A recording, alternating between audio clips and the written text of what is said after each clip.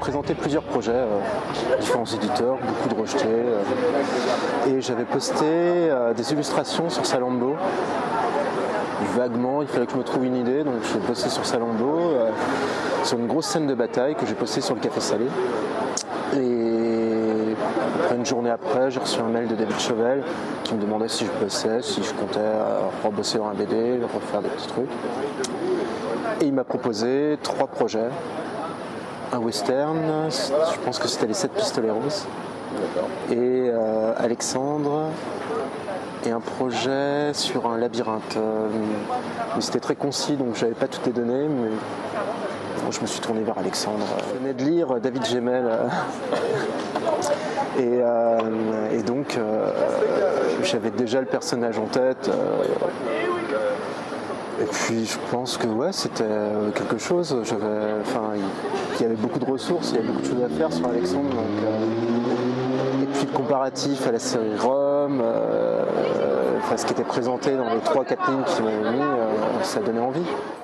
Alors pas vraiment pour moi. Après, dans un premier temps, j'ai reçu le scénario.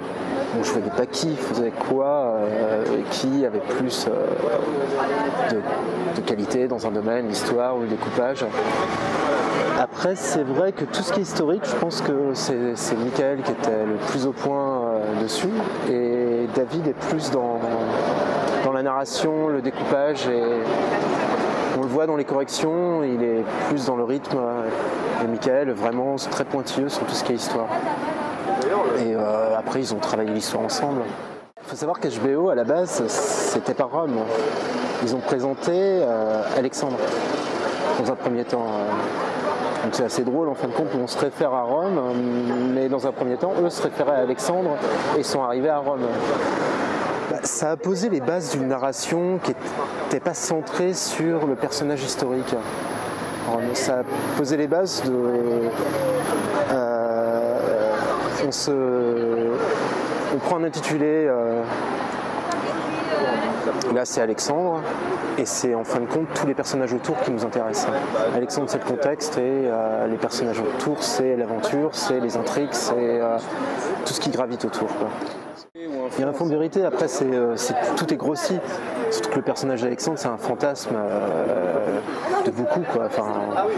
On en connaît très peu, en fin de compte, c'est un personnage sanguinaire. Il a massacré des vies, il a brûlé, il a fait violer un nombre de femmes, il a tué ses amis. C'est un personnage qui faisait peur. Chaque décision était lourde de conséquences. Ça coûtait la vie à beaucoup de personnes. Et en fin de compte, ce qui nous reste dans l'histoire, c'est un fantasme qui a circulé, qui a été repris par beaucoup. Il suffit d'aller voir sur les forums, on dit qu'il est juif, on dit qu'il est musulman, on dit qu'il est chrétien. Ce qui est assez drôle, c'est que la religion musulmane, la religion chrétienne n'existait pas, mais il y a besoin d'affirmer, où Jérusalem n'avait que très peu d'ampleur, donc il n'y a aucune chance qu'il s'est converti à ce moment-là. Il n'y avait aucune raison politique à le faire, puisque c'était un personnage, c'était un homme politique avant tout. Vu qu'il ne reste plus rien de Pella, par exemple, j'ai reconstruit Pella.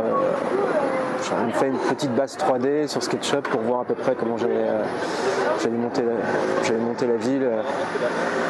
Il ne reste plus qu'un damier de Pella. Donc à partir de là, on est dans l'interprétation. Comme Alexandre, on est dans l'interprétation. Dans certains textes, il est blond, dans certains textes, il est brun, avec des reflets blonds. En fin de compte, c'est qu'une interprétation. Donc on essaye d'être crédible, d'apporter des éléments qui vont rendre crédible l'histoire. Mais avant tout, c'est une aventure, c'est une intrigue. Il y a des petites choses qui apportent des petits éléments, la couleur des capes, c'était pas des toches, puisque c'était des montagnards, c'est un peuple qui vit dans la montagne, il y a des hivers très rudes. Je ne doute pas qu'ils étaient torse nu en toge comme les Grecs. La culture était différente. Non, c'est pas 300. Il y avait des Spartiates, mais non, on est très loin de 300. On est plus entre un Game of Thrones ou Rome. Ouais, c'est les intrigues du pouvoir, c'est les rois maudits, c'est Catherine de Médicis. Parce que Game of Thrones, c'est avant tout les rois maudits et Catherine de Médicis mélangés. On a fait un petit sac, il a mis Shakespeare avec, et puis hop, il a pondu ça. Bah, là, il y a tous les éléments quand on lit tous les extraits, enfin les réinterprétations, puisqu'il n'y en a rien, il n'y a plus aucune base écrite. Donc les réinterprétations historiques d'Alexandre, on sait très bien qu'il a, chaque roi macédonien, quand il arrive au pouvoir, il tuait tout le monde autour. Il n'y avait plus aucun doute là-dessus.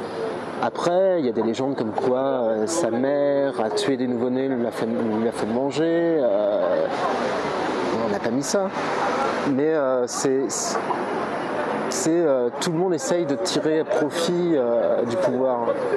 Et ça marche dans toute la royauté, dans tous les petits régimes, surtout quand la Macédoine était très riche.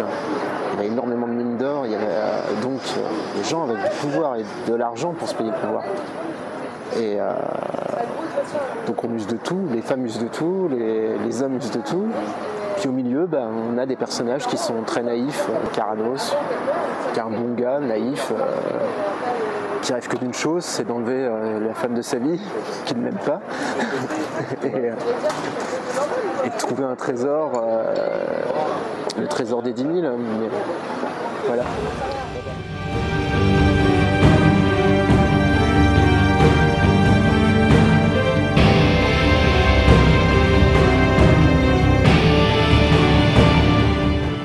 Je me suis basé à la fois sur des films, sur ce qui me paraissait le plus crédible. Les vêtements n'étaient pas propres, hein. Les couleurs n'étaient pas vives, donc c'est différents trucs avec le coloriste là-dessus qui radoucissent les couleurs. C'est impossible de garder une teinture à cette époque-là, plus de 2 semaines, premier lavage, ça disparaît, quoi.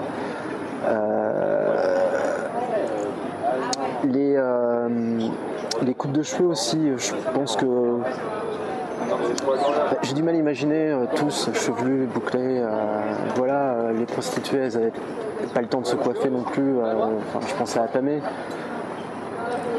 J'ai pas vraiment cherché cette crédibilité-là, à tout prix à me référer. Surtout qu'il y a très peu de fresques, mine de rien, des Macédoniens. On a plus des fresques athéniennes.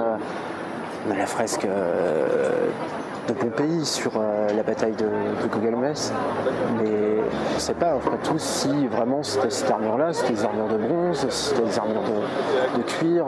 Non, pas vraiment. Je fais beaucoup de jeux de rôle, hein. Je lis beaucoup de romans entre fantasy, historique. Donc les séries c'est pareil, ça m'intéresse plus. Là je regarde Viking en ce moment, enfin voilà, c'est vraiment plus de ce côté-là que ça m'intéresse. Donc non, j'ai pas eu de mal à rentrer. Les pages sont en traditionnel et ça prenait beaucoup de place. Et donc je vis dans un petit appartement, donc je me suis reporté au numérique. Maintenant, en fin de compte, j'ai trouvé plus une aisance au numérique qu'au papier, enfin travailler en grand, même si j'aimerais bien revenir sur un format papier, quoi. J'ai investi beaucoup plus de temps, oui. Et en fait, je voulais qu'on sorte la sphère. Non, la sphère et le sang, quoi. J'ai jamais imaginé une bataille épique, le chevalier blanc qui arrive et qui tape dans tous les sens et qui va gagner. Non, je pense que ce qui m'intéresse, c'est de voir à la limite le petit soldat qui est dans le fond d'une bataille et qui va traîner dans la boue et qui va tenir, qui va avoir peur et on sente les tripes de tout ça, quoi. D'accord. Ouais, c'est vrai qu'il y a beaucoup de monde. J'ai fait beaucoup de jeux de rôle. Et à partir de ce moment-là, on a un personnage et je dessinais le personnage des autres. Et donc, en fin de compte, j'ai fait beaucoup de chara design sans m'en rendre compte. Il était très différent au début, justement. Il était blond, sa balafre était différente. Et puis, à force de chercher, je voulais un charisme une trogne de bar. Au Caranos, sans hésiter.